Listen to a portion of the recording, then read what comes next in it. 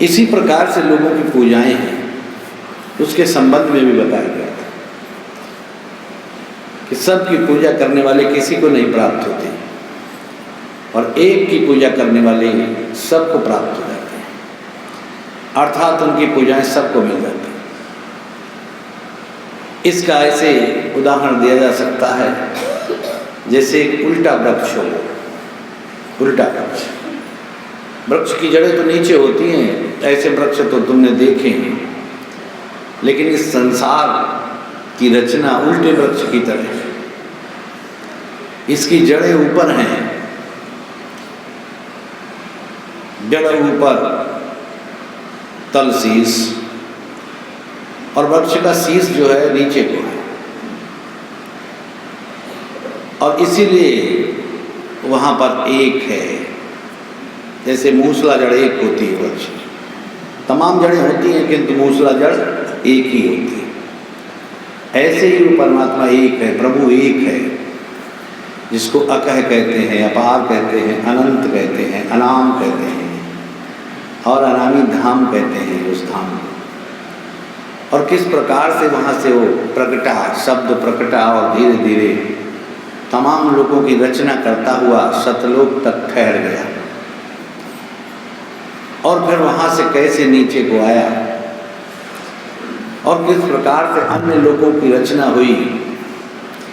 भंवर गुफा, श्वेत सुन, 10वां द्वार, त्रिकुटी और सहस्त्रदल कमल, और फिर ठहर गई, और उसके बाद फिर रचना हुई ब्रह्मा, विष्णु और महादेव की, और तमाम देवी और देवता और देवराज इंद्र की, और फिर ठहर गई, और उसके बाद फिर रचना हुई पृथ्वी की, जल की, वायु आकाश की, और उनके अंतर्गत 84 लाख योनियों के जीव उत्पन्न हो गए।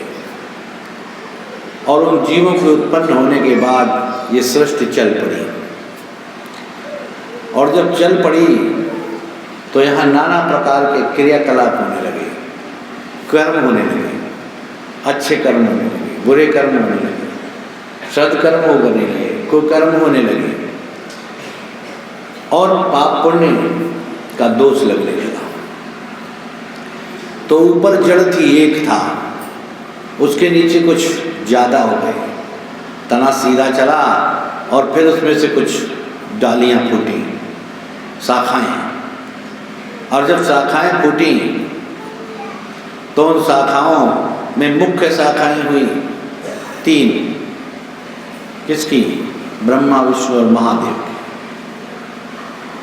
3 शाखाएं हैं। इसको संतों ने क्या कहा? सत्य पुरुष एक वृक्ष है, निरंजन वाकी डार,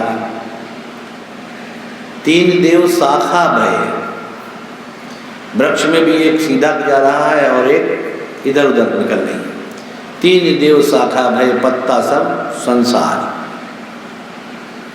सब बैठे हैं प्राणी लोग, ये सब क्या है? पत्ते। एक दिन झड़ जाएंगे, सूख जाएंगे, वृक्ष से अलग हो जाएंगे, छिन्न भिन्न हो जाएंगे, मिट्टी में मिल जाएंगे, कुछ पता नहीं लगेगा।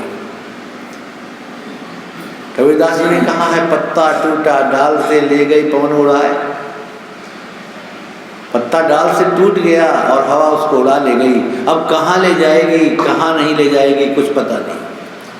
मनुष्य जब तक संसार में है सब उसको गुण दोषों से जानते हैं, शक्लों से जानते हैं, लेकिन जिस दिन इसमें से आत्मा निकल जाती है उस दिन ये डाल से टूट गया, शरीर पड़ा है। अब ये चाहे मिट्टी में गाड़ दिया जाए, चाहे जला दिया जाए, चाहे नदी में बहा दिया जाए, हर तरीके से विलीन हो जाता है। इसका पता नहीं चलता कहाँ चला गया, कहाँ गायब हो गया, कहाँ स्वरूप चला गया, कहाँ ढांचा चला गया और कहाँ खाक इसकी चली गई। ढूंढ नहीं मिलती, गायब हो जाती है। इसलिए जब तक डाल में लगा है तब तक शोभा पा रहा है, और जैसे डाल से अलग हुआ वैसे शोभा समाप्त हो गई। इसलिए संतों ने क्या कहा? संतों ने कहा है, ऐ मन तू क्यों इठलाता है, क्यों इतराता है और क्यों अहंकार करता है? क्यों अच्छे बुरे को बिना जाने हुए अच्छा बुरा कह देता है? जिस दिन इसमें से पंछी उड़ जाएगा उस दिन इसके सारे पत्ते झड़ जाएंगे। आँख, नाक, कान, मुंह, शक्ल, सूरत सब जड़ गई, बेकार हो गई, सूख गए और ये शरीर विष्ठा के समान हो जाएगा, विष्ठा के समान। या तो मिट्टी में मिल जाएगा या तो खाक बन जाएगा, या तो सड़ गल करके उसमें कीड़े पड़ जाएंगे और या तो फिर ये जला दिया जाएगा तो भी खाक बन जाएगा। हर हाल में इसका गायब होना है, इसका वजूद मिटना है, इसकी याद तक चली जाती है। जैसे तुम्हारे पुरखे चले गए और कोई पूछे अब तुम्हारे परदादा की शक्ल कैसी थी तो अनुमान लगा सकते हो, लेकिन कौन सी शक्ल याद करोगे? बचपन की, जवानी की, बुढ़ापे की? अपनी ही तस्वीर को देखो बचपन से और बुढ़ापे वृद्धावस्था तक की, वही बदल गई। उसको देख के ही तुम देखते हो, हंसते हो। कभी बच्चे थे